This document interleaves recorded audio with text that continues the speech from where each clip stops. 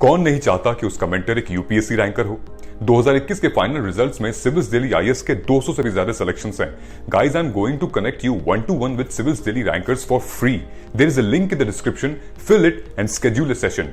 These ranker will prepare a timetable and a personalized plan for you. ये toppers आपको exactly वही बताएंगे कि कौन सी बुक फॉलो करनी है, कौन सा चैप्टर पढ़ना है। They will guide you in answer writing, mocks and accessing them. Don't miss this golden opportunity to get mentored by a ranker. My name is Salish Machra, and in the recently declared result in Indian Forest Service examination, I secured All India rank 13. और ये मेरा तीसरा interview था Indian forest service में।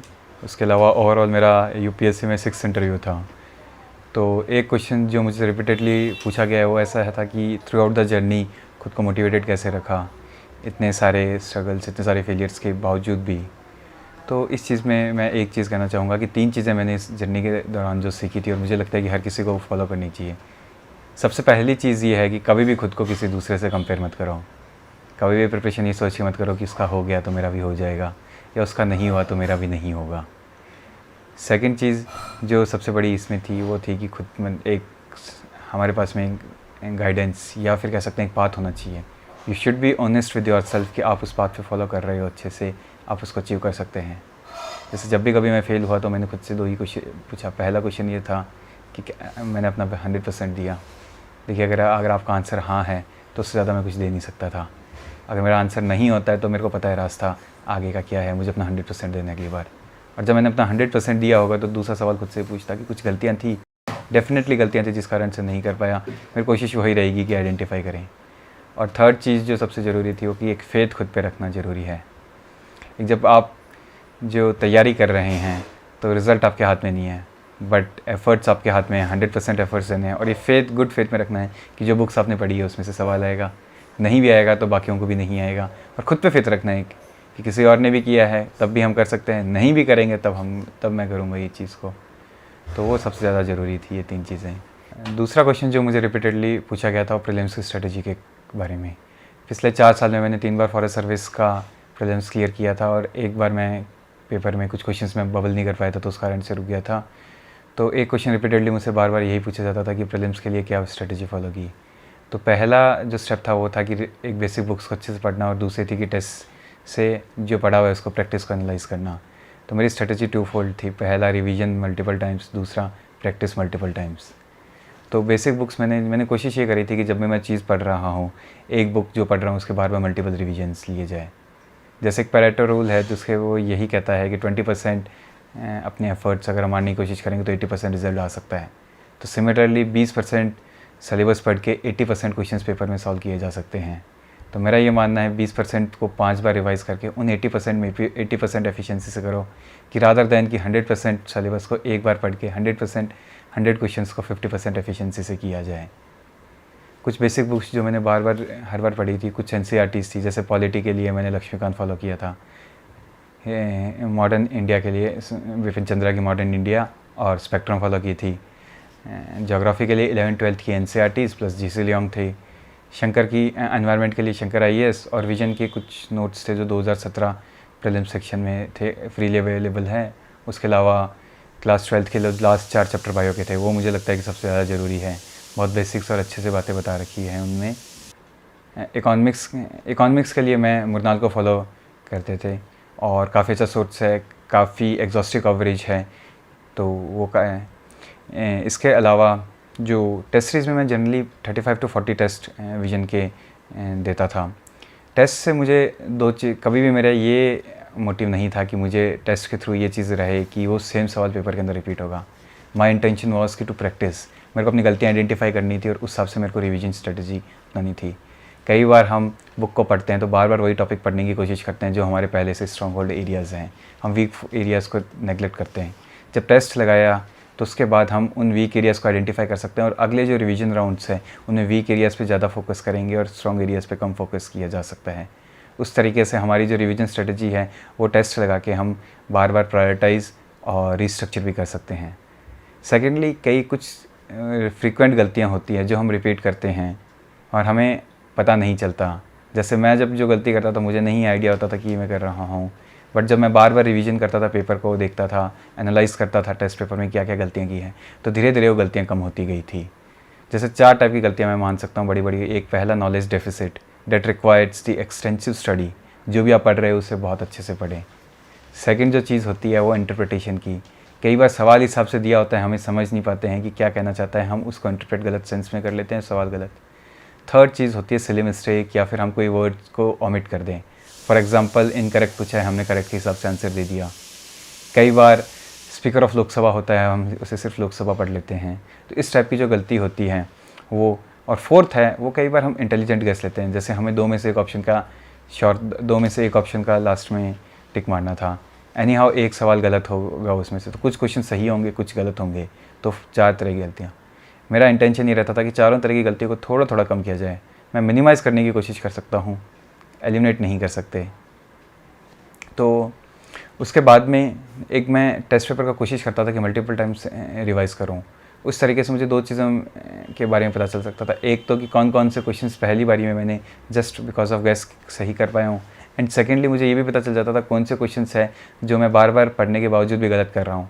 तो फिर से मैं अपनी रिवीजन स्ट्रेटजी उस हिसाब से प्रायोरिटाइज़ कर सकता हूँ। उन टॉपिक्स को ज़्यादा फोकस करूँगा जो टॉपिक्स मेरे वीक हैं। तो पूरा का पूरा जो प्रीलिम्स था that was more of a revision practice than again revision. And regarding notes making, prelims का मैंने बहुत ज़्यादा कभी कोशिश नहीं की थी कि नोट्स मेकिंग हो। मैंने स्टैंडर्ड बुक्स को पढ़ा था और मल्टीपल टाइम्स उनका रिवीजन किया था। ऑल्दो जब मुझे कई बार चीज़ों में कन्फ्यूजन होती थी तो मैं एक चार्ट पे उनको एक साथ लिख लेता था। फॉर एग्जांपल जितने भी कॉन्स्टिट्यूशन नॉन कॉन्स्टिट्यूशनल बॉडीज़ हैं उनका अपॉइंटमेंट, उनकी टेन्योर और एज ऑफ रिटायरमेंट और ये सारे या जो बेनिफिट्स उनको मिल रहे हैं मैंने कंपैरिजन चार्ट में लिख लिए थे। और जो स्टैंड अलोन पॉइंट्स होते थे या जो एकदम ऑड वन आउट होते थे उन्हें मैं याद कर लेता था। तो उस तरीके से जो याद करने की चीज़ें कम होती थी और मेरे पास में रिवीजन के लिए एक पेज होता था, वो अराउंड 10 से 12 लक्ष्मीकांत के चैप्टर्स को समराइज़ कर देता था। सिमिलरली मैंने एक पेज के ऊपर मैं जो मिलिट्री एक्सरसाइज होती थी उन्हें एक साथ लिख लेता था, जो कमिटीज़ थी उनको एक साथ लिख लेता था। तो इस तरीके से मेरे पास में 15 से 20 एक पेज की जो समरीज़ थी उनको छोड़ दिया जाए तो जनरली मैं हमेशा स्टैंडर्ड बुक्स को ही फॉलो करता था। वहीं मेंस के लिए मैंने सिविल सर्विसेज हो या फिर इंडियन फॉरेस्ट सर्विस हो, मैंने हमेशा कोशिश ये करी है कि सिलेबस वाइज हर एक टॉपिक के मेरे पास में नोट्स हो। मेंस में स्पेशली GS 1 to 4 मैंने अराउंड GS 1 और 4 के 100 पेजेस के और 2 और 3 के अराउंड 200 पेजेस के नोट्स थे। तो मेरा कोशिश ये रहती थी कि जो 1 या 2 सोर्सेज से अपने छोटे नोट्स बनाओ, कंसोलिडेट करने की कोशिश करो और उनके मल्टीपल टाइम्स रिवीजन हो।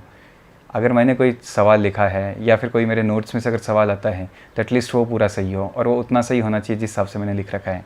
तो मैं एक्स्ट्रा लिखने की भी कोशिश नहीं करता कि जो पेपर में नहीं लिख सकता, या फिर इतना ज़्यादा भी नहीं लिखता था कि वो एग्ज़ाम में मुझे याद नहीं है। जितना सामान कम होगा उतने मल्टीपल रिवीजन ले सकता था मैं। तो मेरी हमेशा इंटेंशन हो रही थी। हाँ, उसके लिए मैंने कुछ एक कोचिंग नोट्स या एक स्टैंडर्ड बुक को हमेशा फॉलो करने की कोशिश की थी जिससे मेरे नोट्स समराइज़ रहे। रोल ऑफ सोशल मीडिया, मुझे लगता है कि कई बार जब बहुत ज़्यादा एंजाइटी होती थी, जब ऐसा लगता था कि थोड़ा लो फेज़ आ रहा है, तो social media was a tool कि मैं अपने दोस्तों के साथ में कनेक्ट हो सकूँ थोड़ा सा। एक excess of anything is bad, बहुत ज़्यादा टाइम स्पेयर नहीं करना है, बट अराउंड 10-15 मिनट दिन में 2 या 3 बार मैं दे देता था। दैट वाज ए मीडियम कि मैं अपने दोस्त के साथ में टच में भी हूँ, कुछ अगर उनके साथ में अच्छी या बुरी चीज़ होती थी वो शेयर करने का मौका मिलता था। हमेशा मुझे ऐसे फील होता था कि वो मेरे साथ में है और they also use to encourage me. Similarly family के भी साथ में टाइम स्पेंड करने का मौका मिलता था जब दिल्ली आ रखा था और फैमिली से दूर था, तो इट वाज़ ए मीडियम कि मैं उनके साथ में कनेक्टेड रहूँ।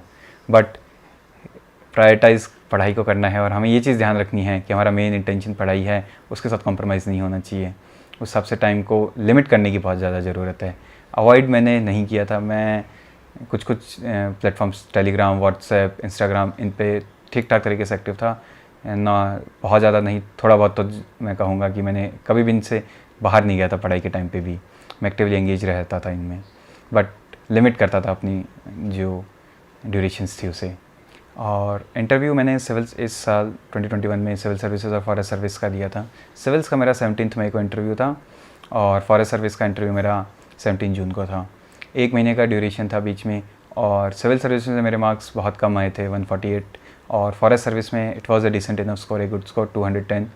तो एक चीज़ जो मेरे को मेजर स्टैंड आउट लगी सिविल सर्विस और फॉरेस्ट सर्विस के इंटरव्यू में, वो ये थी कि confidence and guts to say no. और कि आई डोंट नो। जब पहली बार जब इंटरव्यू आता तो कुछ क्वेश्चंस ऐसे लूज़ क्वेश्चंस मेरे को दिए गए थे, मैंने उनको आंसर करने की कोशिश की थी। एज ए रिज़ल्ट मैं उनको अच्छे से आंसर नहीं कर पाया था और क्वेश्चन उस पूरा का पूरा इंटरव्यू उन क्वेश्चंस के डायरेक्शन में चला गया था। उससे मेरा कॉन्फिडेंस भी लूज़ होता गया था। हर बार जब मैं ऐसे आंसर करता कि जिसमें मैं बहुत ज़्यादा कंफर्टेबल नहीं था, मेरा कॉन्फिडेंस डाउन होता गया। सेकंड टाइम जब मेरा फॉरेस्ट सर्विस का इंटरव्यू था तो मैं क्वेश्चन सुनता, जब मुझे लगता कि नहीं आता तो I strictly said I am sorry ma'am या I am sorry sir, I don't know. तो जैसे मेरा कॉन्फिडेंस भी बिल्डअप रखा मैंने लास्ट तक। और कोई भी क्वेश्चन जब नहीं आया तो मैंने कभी ये नहीं सोचा कि इससे कॉन्फिडेंस डाउन है। मुझे ही पता था कि पहले क्वेश्चन से मैंने दे रहा हूँ, जब तक मेरा लास्ट क्वेश्चन नहीं हो जाता तब तक मैं अपने मार्क्स डिसाइड नहीं करूँगा। एक चीज़ कॉमन है कि आपका टाइम फिक्स है, it would be around 25 ± 5 minutes. और कोई चीज़ इसके अंदर फिक्स नहीं है। नंबर ऑफ़ क्वेश्चंस फिक्स नहीं है, एरियाज़ फिक्स नहीं है। आप जिसमें कंफर्टेबल होंगे आप उसमें आंसर दे सकते हो। वहाँ यूपीएससी बोर्ड में जो बैठे हैं लोग, वो आपसे एक कन्वर्सेशन चाहते हैं। उनके पास में दिन में 12 हमारे जैसे एक लोग आ रहे हैं और 5 अगर एक हफ्ते में आ रहे हैं तो उनके पास में 60 पीपल्स है। उन्हें अगर हमसे बदला लेना हो या उन्हें ये शो करना हो कि हमें उनसे ज़्यादा आता है तो they can show in the marks. तो दे आर वेरी कॉर्डियल, बहुत अच्छे से बात करेंगे, उस चीज़ का नहीं लेना है हमें। और वो जैसे मैंने एक चीज़ ऑब्ज़र्व करी कि वो हमारे ग्रैंड पेरेंट्स या फिर पेरेंट्स की एज के हैं। इवन जब मैं जा रहा था तो इंडियन फॉरेस्ट सर्विस के इंटरव्यू के बाद में मुझे 2 सजेशंस भी दिए गए थे जो बहुत ही मुझे लगता है कि काम आएंगे लाइफ में भी। वो सर थे, उन्होंने स्पेशली वो चीज़ बताई थी। तो बहुत ही कॉर्डियल तरीके से हमेशा पेश आएंगे हमारे साथ में और बहुत अच्छे से एक ऐसे हमारे मेंटर या सीनियर की तरह ही बात होगी। तो इंटरव्यू कैसे इंटरव्यू नहीं लेके more of a conversation engaging उस मोड में रखना चाहिए। Message to the future aspirants, ये एक छोटी सी एक लाइन थी वो जिसने मेरे को काफ़ी मोटिवेट किया था। हार तब होती है जब मान लिया जाता है, जीत तब होती है जब ठान लिया जाता है। ये हर किसी की एक रेस अलग अलग है। शायद हो सकता है किसी की 100 मीटर रेस है, किसी की 200 मीटर रेस है, 800 मीटर रेस है, बट जो इस रेस में लगा रहेगा और जो सर्वाइव कर गया वो कभी ना कभी ट्रैक तक वो ख़त्म कर देगा, वो फिनिशिंग लाइन तक पहुंच जाएगा। इशू ये है, हमें जब स्टार्ट करते हैं हमें नहीं पता होता कि हमारी रेस 100 मीटर है, 200 मीटर रेस है, बट जब भी होगा हम फिनिशिंग लाइन तक पहुंच जाएंगे। और एक आखिरी लाइन ये जो मेरे को बहुत मोटिवेट भी किया था, जो मेरे टीचर ने मुझे कभी बताया था कि ज़िंदगी में कोई बड़ा आदमी बनो नहीं बनो, एक अच्छा आदमी ज़रूर बनाओ। और ये प्रिपरेशन आपको बड़ा आदमी बनाए नहीं बनाए, अगर आपका रिकमेंड नहीं होंगे, देखिए मेरे को नहीं लगता कि इस एग्ज़ाम में तैयारी करने के बाद में कभी आप फेल होते हो। इधर यू गेट रिकमेंडेड और यू डोंट गेट रिकमेंडेड और you are not qualified for the interview round. कभी फेल नहीं होते हैं इस प्रिपरेशन को लेके।